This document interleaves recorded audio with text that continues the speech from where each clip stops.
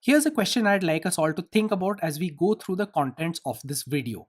How would you recognize a machine learning based system if you saw one? So let's say you were shown a piece of software or a system. How would you know whether it makes use of machine learning or not? What are the defining characteristics of a machine learning based system?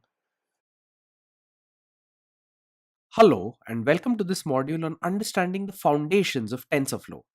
In this module, we are going to segue just a little bit away from pure Google Cloud Platform related technologies because machine learning is an incredibly important set of algorithms for the future. TensorFlow, which runs on the Google Cloud Platform, is heavily tested in the certification tests, and to a large extent, it is also a differentiator of the Google Cloud Platform versus competing cloud offerings such as those from AWS or Azure. Now, that's not to say that Amazon or Microsoft don't have their own formidable machine learning offerings. They do. But rather, it is because TensorFlow is fast becoming a tool of choice for certain machine learning applications, particularly those involving deep learning or neural networks.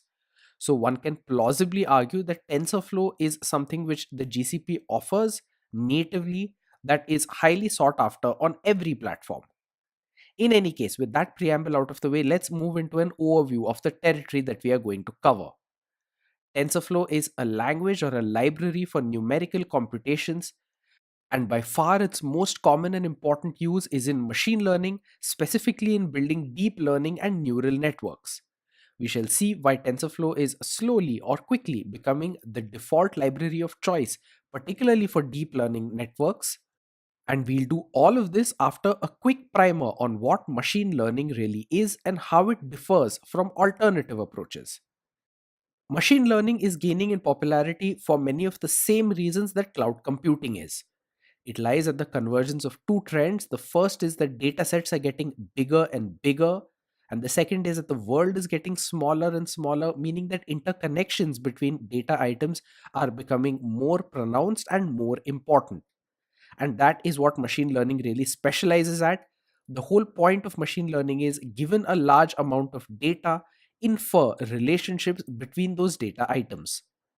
So the typical use cases of machine learning involve working with a large data set, searching for patterns in that data set, and finally making intelligent decisions based on what's in there. The whole point, the defining characteristic of machine learning algorithms is that they change their behavior based on the data that they are operating on. This property, in and of itself, does not make a machine learning algorithm any more complex or more sophisticated than a traditional algorithm, which is based on static rules. More on that in a moment. So, this is an important definition. Keep this in mind, really internalize this fact. Machine learning algorithms are those which alter their behavior based on the data that they are working on.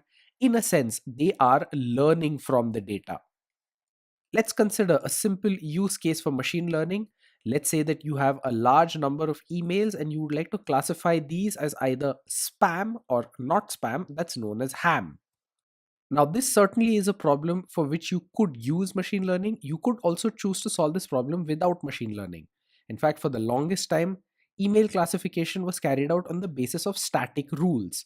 If an email originated from a particular IP, it would be treated as spam. If an email contained a certain set of words, suspicious words, it was treated as spam, and so on.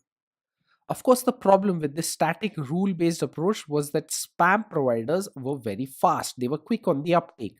They'd keep changing their behaviors. They would start sending emails from new IP addresses, or they would introduce typos into those sensitive words. And that's not all. Very often, the same IP addresses were those of mail service providers, which also sent out legitimate emails.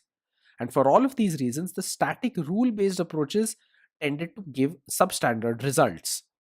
The most efficient way to keep ahead of the spammers in this arms race between spam and legitimate email was to switch to machine learning. Machine learning applications would then search for patterns in spam emails. As those patterns changed, the way in which those machine learning algorithms carried out that classification would change also. And in this way, machine learning algorithms have become the standard for spam classification, and the outcome of this classification process is a decision, of course. Should that email go to your trash can or to your inbox? This is important. Machine learning algorithms take in a large amount of data, which could be emails on a server. They process the data in some way, for instance, looking for patterns associated with spam emails, and then they typically make a decision of some sort. For instance, whether that email ought to go into your trash can or into your inbox. Machine learning algorithms have gotten more sophisticated, and so have the problems to which machine learning can be applied. You could equally treat an image as a large dataset, a dataset of pixels.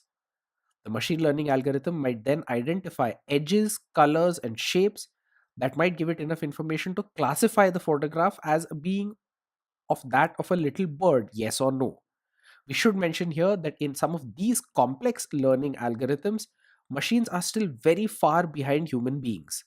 There was this study, a famous study some years ago, which showed that only the absolute cutting edge technology in machine learning was able to identify a video which contained a bear.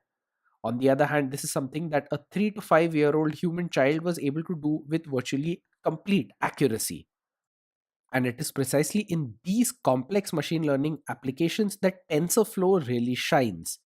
In many ways, the starter hello world problem in TensorFlow is that of image classification. We'll get there, but before that, let's just continue with our survey of machine learning for a little bit.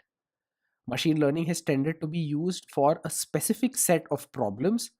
The first of these is classification, the second of these is regression, the third of these is clustering, grouping together similar points in a high dimensional hyperspace, and the last of these is rule extraction. Given a large set of data, find if else relationships. We are going to implement 3 out of 4 of these categories using TensorFlow. Let's keep going for now and understand some of the conceptual underpinnings. Let's start with classification. The email classification problem, spam or ham, was one example, but let's now try and understand what makes a machine learning approach different from a rule based one. Let's come back to the question we posed at the start of this video. The defining characteristic of a machine learning based system is that its internal operations, its internal working, change in some way based on the data that's been fed in. Take, for instance, a linear regression algorithm. Here, there is always going to be a straight line that's going to be fit to the data points you feed in, but the equation of that line is going to change based on the data points you pass in. By contrast, let's say you had a system which had been prepared by an expert. That would not change its inner working based on the data fed in. The equation of the line would be independent of the data fed in. This is the telltale sign. This is the defining characteristic of a machine learning based system in contrast to a rule based approach.